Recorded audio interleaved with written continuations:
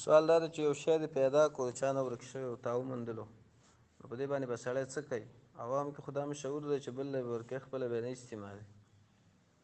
جواب دا دی نبي کریم صلی الله علیه وسلم فرمایي چې د حرم مکې نه علاوه په بل ځای کې چا کوم شی پیدا کړو نو یو کاله پورې به د هغې اعلان کوي.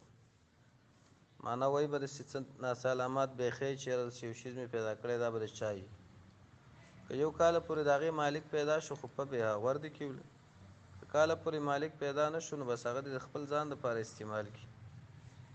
که وروسته یې مالک پیدا شو د هغې قیمت دې ورکړي او که پیدا نه شو به دا د ده لپاره جایز دی. نو دا کمزوري خبره ده چې یاره خپله نشي استعمال او بل لی ورکوی.